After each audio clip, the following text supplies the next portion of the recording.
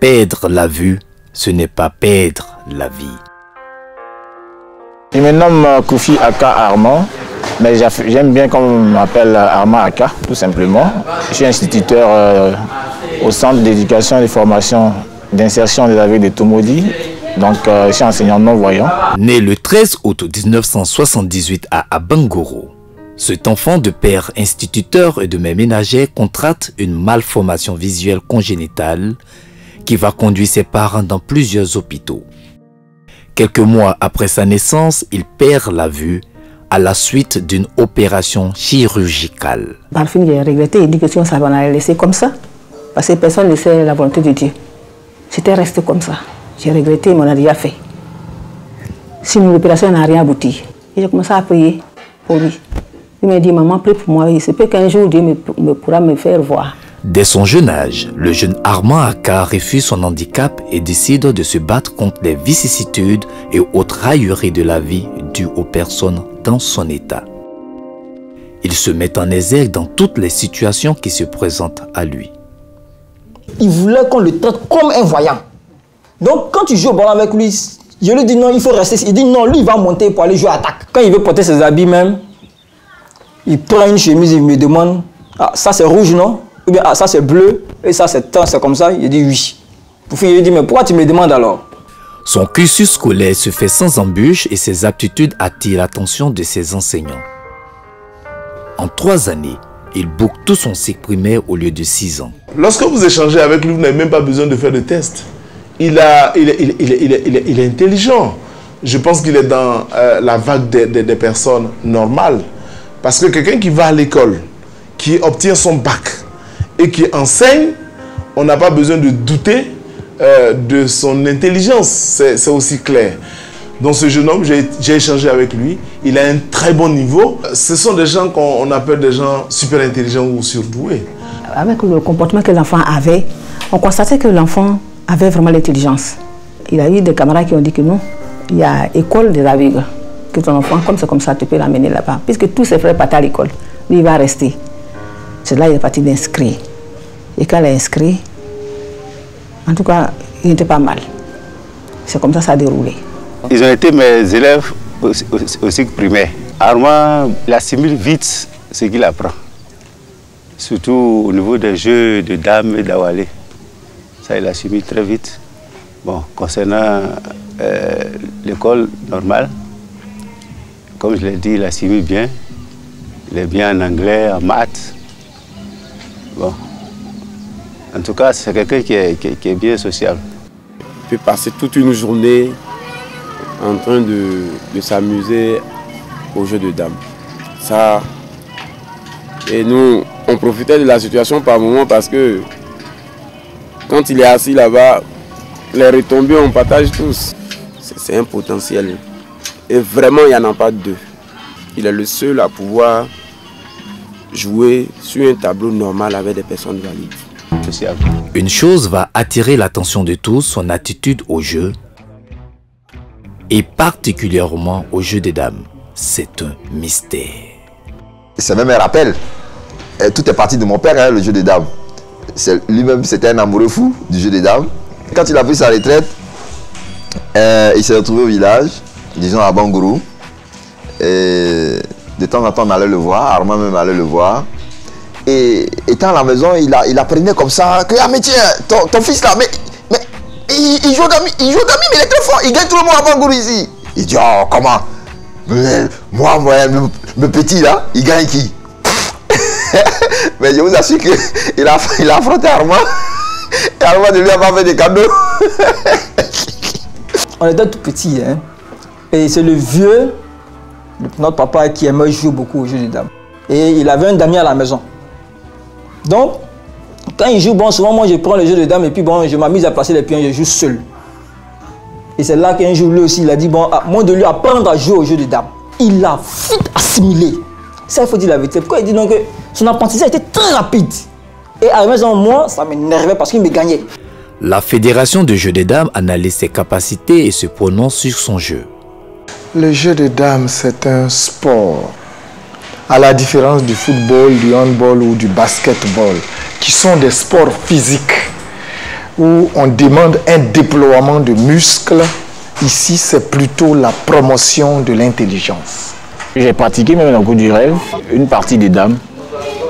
Ce qui m'a permis de pouvoir la retenir, cette partie. Et donc, peut-être comme je disais tantôt, je me suis arrangé à matérialiser cela, c'est-à-dire rendre cela réel sur les jeux des dames même.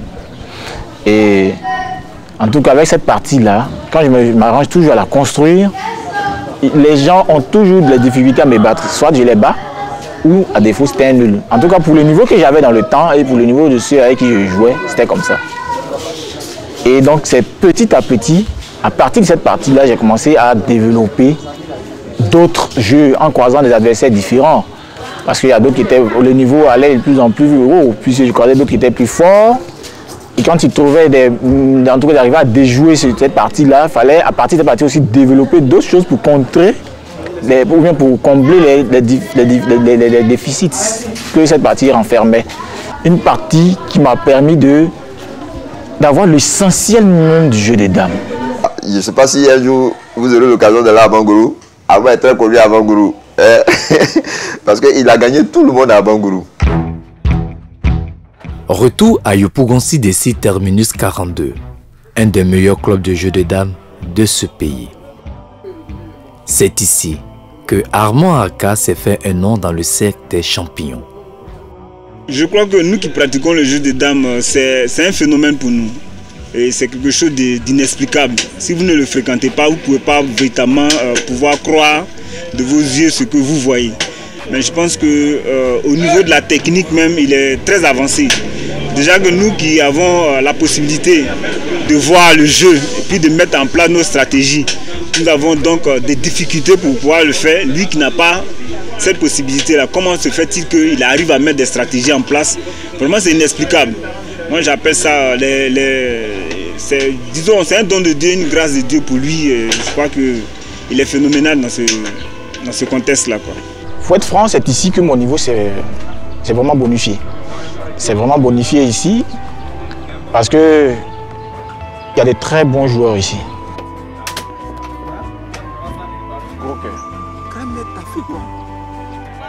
Yopougon, Makori, Kokodi, Abangoro, Tumodi, Oumé, Yamoussoukro et j'en passe. Armand crée la surprise générale sur son passage. Quand il est arrivé, on s'est mis à jouer automatiquement. Parce que puisque je gagnais tout le monde ici. Et puis je cherchais ce non-voyant qui n'a pas toutes les facultés en place, mais qui arrive à gagner les personnes qui voient. Donc vraiment, tant que je ne l'ai pas croisé, pour voir son niveau, je ne vais pas croire. Et on a commencé à jouer. Le premier jeu, je l'ai gagné. Le second jeu, après, nous avons fait 3 nuls, successivement.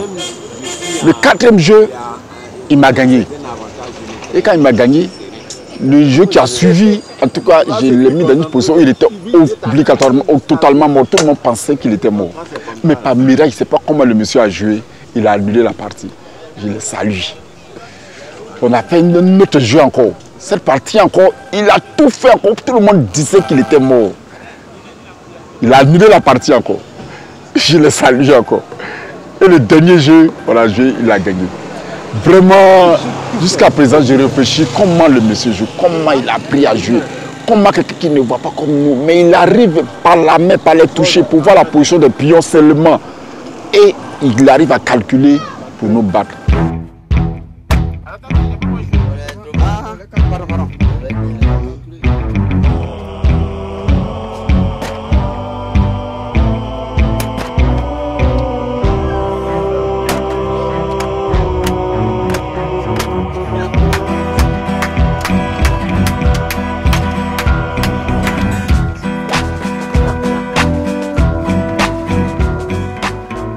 Suivons un peu cette partie qui se déroule à la Fédération ivoirienne de jeux de dames et tirons-en les conclusions.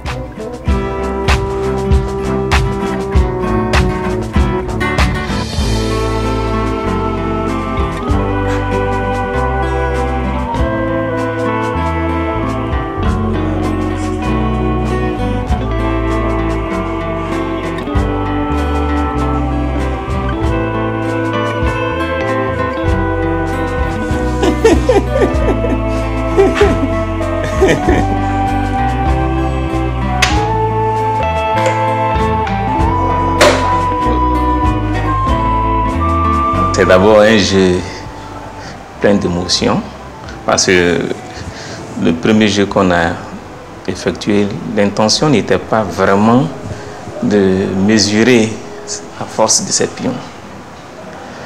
C'était vraiment pas ça.